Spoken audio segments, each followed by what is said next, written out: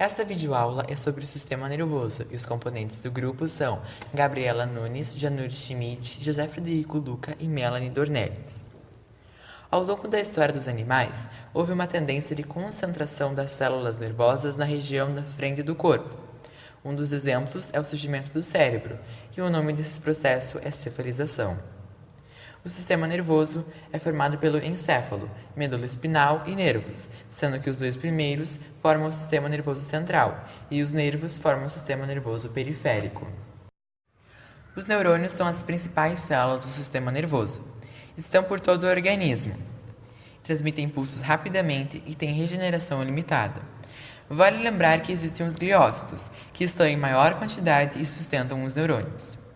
O corpo celular do neurônio apresenta ramificações, os dendritos, e uma ramificação maior, o axônio, que é revestido pelo estrato mielínico.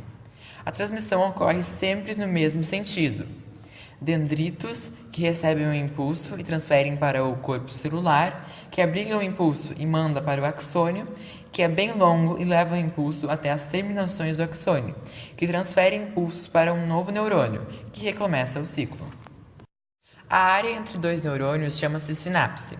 Nela, não há contato físico, mas substâncias, os neurotransmissores, que transmitem o impulso para outros neurônios, atravessando a fenda sináptica.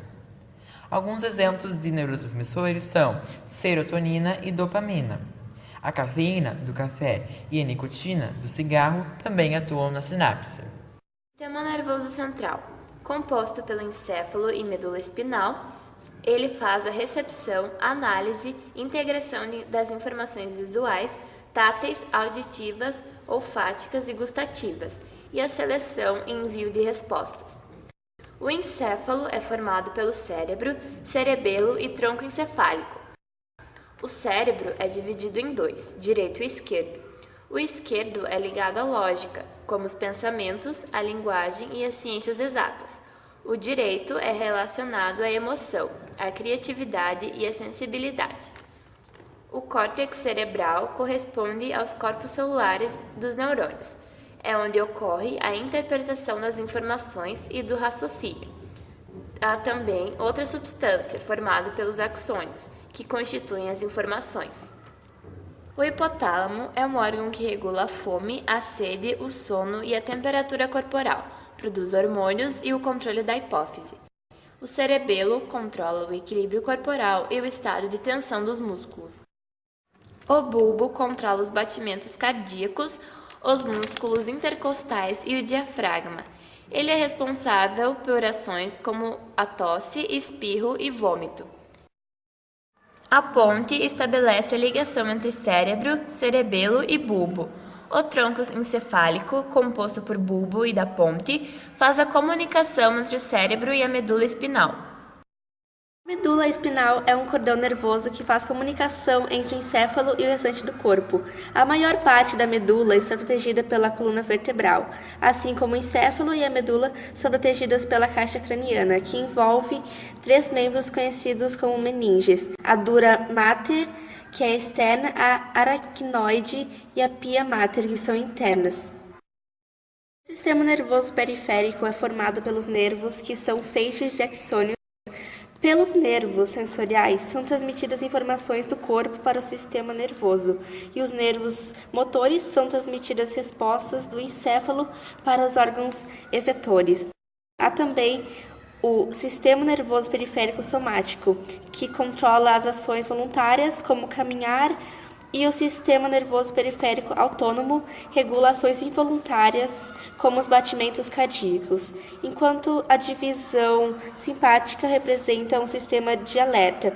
A parasimpática está mais relacionada com o repouso do organismo. Ato reflexo e arco reflexo. Quando se encosta a mão em uma panela muito quente, antes mesmo de tomar consciência, retira a mão. Denomina-se ato reflexo. Resulta da recepção do estímulo, sua condução até a medula e a condução de um novo impulso. O trajeto e as estruturas envolvidas compreendem um arco reflexo. O arco reflexo é comandado pela substância cinzenta da medula espinal e compreende os seguintes passos. O impulso nervoso parte da região estimulada, conduzido por um neurônio sensitivo até a medula espinal. Na medula espinal, neurônios associativos interpretam a informação e emitem uma resposta.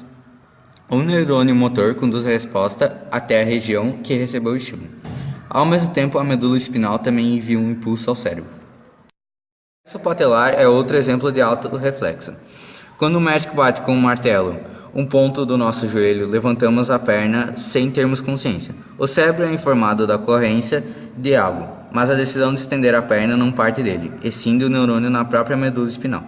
A batida estimula receptores no tendão do joelho que geram um impulso nervoso transmitido por um neurônio, sensitivo a um neurônio motor, e desta para o músculo. Muito obrigada pela atenção de vocês e esse foi o nosso trabalho sobre o sistema nervoso.